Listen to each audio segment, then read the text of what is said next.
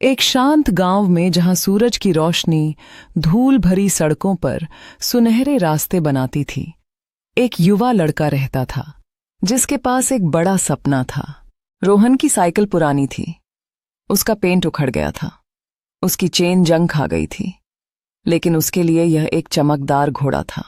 हर शाम जब आम के पेड़ अपनी लंबी छाया डालते थे तो आप उसे तेजी से पैडल मारते, डगमगाते और गिरते हुए देख सकते थे, लेकिन वह हमेशा उठ खड़ा होता था। जब रोहन की साइकिल इमली के पेड़ पर तोते की चहचहाट से ज्यादा तेज आवाज करती थी तो गांव के बच्चे हंसते थे और वे कहते थे, ये कबाड़ का ढेर है, तुम कभी रेस नहीं जीत पाओगे। लेकिन रोहन बस अपने फटे हुए हेलमेट को खींचता और जोर से साइकिल को पैडल मारता। उसके पिता, जो अपने छोटे से खेत से देख रहे थे, चिल्लाते, धीरे चलो बच्चे, लेकिन वह ऐसा कैसे कर सकता था। स्कूल साइकिलिंग की बड़ी प्रतियोगिता बस कुछ ही दिनों में होने वाली थी। फिर तूफानी रात आ गई। जब गांव अंधेरे की आड़ में सो रहा था, रोहन उठा। बस एक और कसरत। बारिश ने उसकी कमीज को भिगो दिया और कीचड़ भरी जमीन ने उसके टायरों को निगल लिया। लेकिन वह आगे बढ़ता रहा, जब तक कि अचानक चेन टूट गई और वह गीली जमीन पर गिर पड़ा।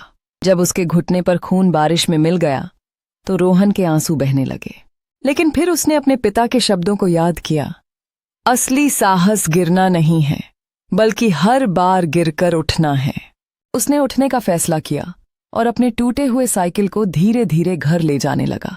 रात भर काम करने के बाद उसने अगले दिन साइकिल रेस में भाग लेने का निश्चय कर लिया। रेस का दिन उज्ज्वल था और गांव के लोग उत्सुकता से स्टार्टिंग लाइन के चारों ओर इकट्ठा हो गए थे। चमचमाती नई साइकिलें रेस के घोड़ों की तरह कतार में खड़ी थीं। सीटी बजी, पहिए घूमे। रोहन ने अपनी साइकिल को पैडल मारा। पहले तो रोहन पीछे रह गया, लेकिन फिर जादुई बारिश की रात में की गई उसकी प्रैक्टिस रंग लाई।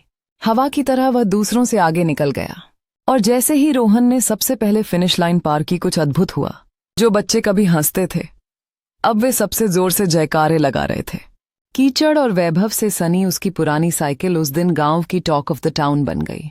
रोहन ने साबित कर दिया था कि असली चैंपियन चमकदार उपकरणों से नहीं बनते, बल्कि उनके साहस और इच्छा शक्ति के आकार से बनते हैं।